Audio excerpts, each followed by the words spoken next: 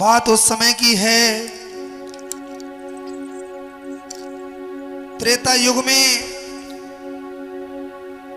प्रभु श्री राम को वनवास हो चुका था। उधर पंचवटी में मां जानकी का हरण भी हो चुका था।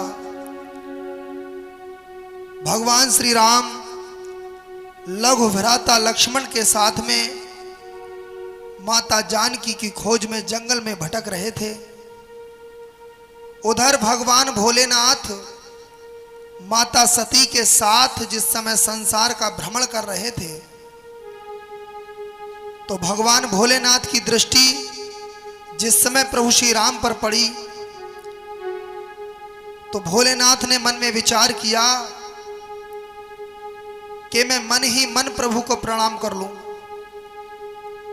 क्योंकि यदि मैंने साक्षात प्रभु को प्रणाम किया तो भेद खुल जाएगा कि भगवान कौन है।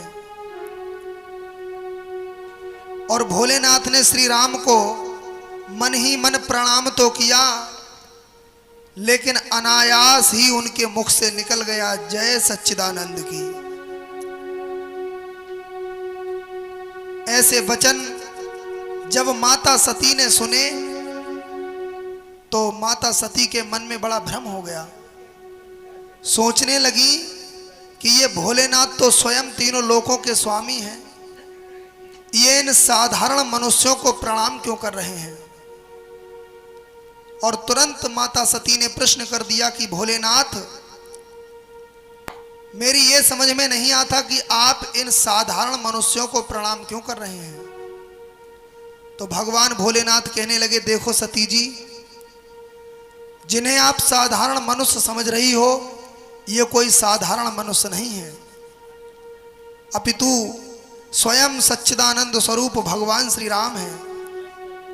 लेकिन माता सती कहने लगी, प्रभु मैं आपकी इस बात से सहमत नहीं हूं।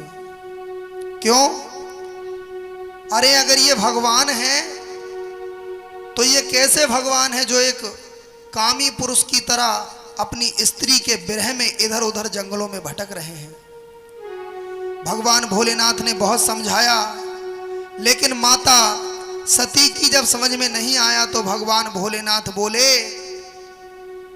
यदि तुम्हें मेरी बात पर विश्वास नहीं है, भरोसा नहीं है, तो जाओ और जाकर के इनकी परीक्षा ले लो। भगवान भोलेनाथ कहने लगे, सुनो सती जी,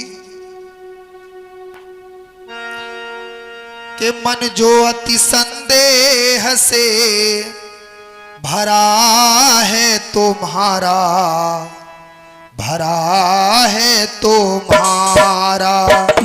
मन जो अति संदेह से भरा है तुम्हारा, भरा है तुम्हारा। जाकर देखो करो परीक्षा, मानो वचन हमारा। मन जो अति संदेह से भरा है तुम्हारा, भरा है तुम्हारा।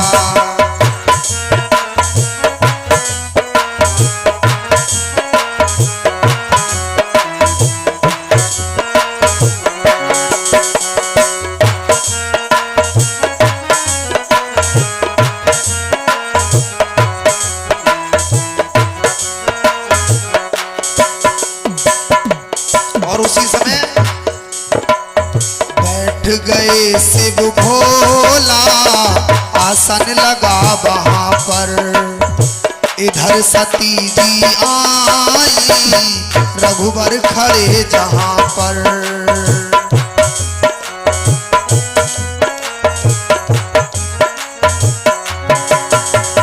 भगवान भोलेनाथ ने वट वृक्ष के नीचे आसन लगा लिया और माता सती प्रभु श्री राम की परीक्षा लेने के लिए चली है।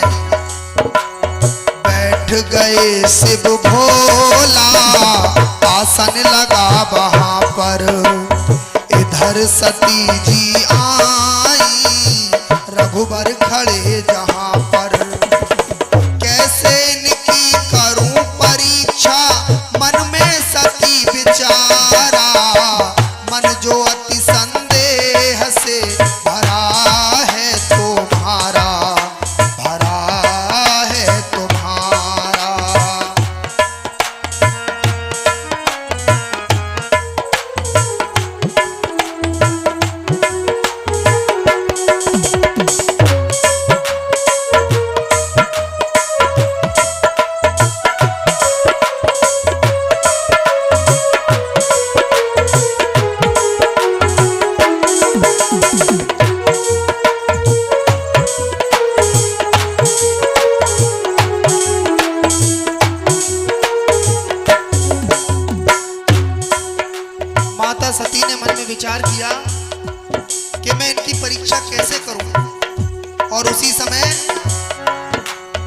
उसी मार्ग में आई ले सीता की छाया।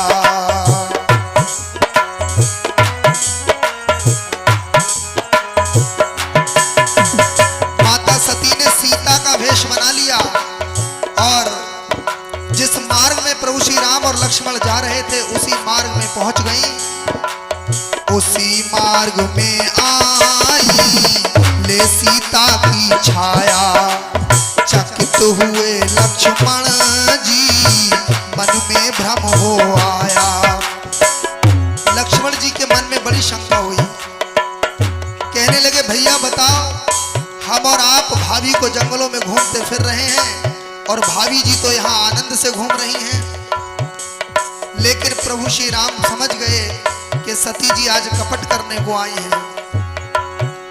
समझ गए प्रभु कपट को उनके मुख से वचन उचारा।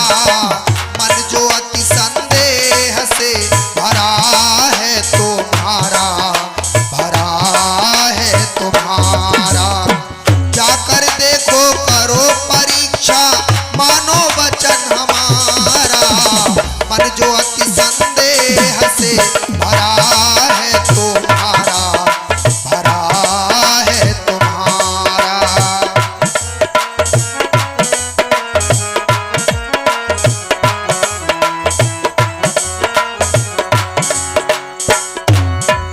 भगवान श्री राम कहने लगे कि हाथ जोड़ प्रभु बोले भोलेनाथ कहाँ है।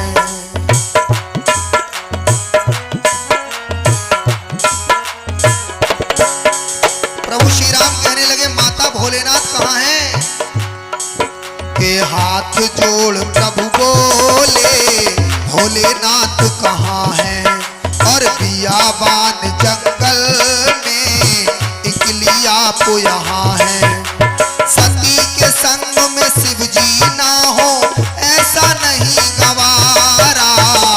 मन जो अति संदेह से भरा है तुम्हारा, भरा है तुम्हारा।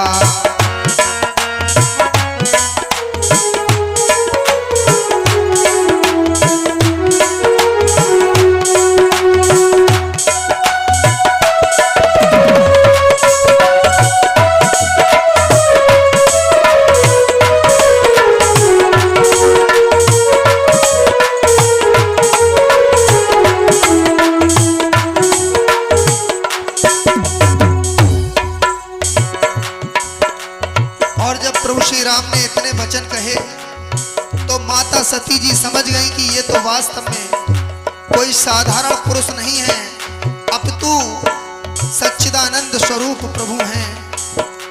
मैंने अपने पति की बात नहीं मानी, खैर कोई बात नहीं। और सती जी मन में विचार करते हुए जब लौट करके आई तो सती लौट कर आई शिव ने प्रश्न उठाया। सती लौट कर आई शिव ने प्रश्न उठाया कि साच बताओ तो मोने कैसे उन्हें अजमाया। बोली स्वामी सच कहते हो भ्रम मिट गया हमारा। मन जो अति संदेह से भरा है तुम्हारा, भरा है तुम्हारा।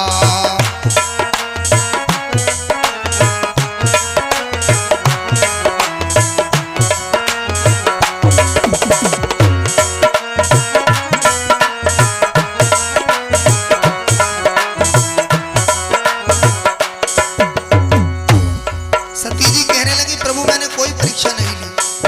मैंने आपकी बात पे भरोसा करके और श्री राम जी को परमात्मा मान लिया।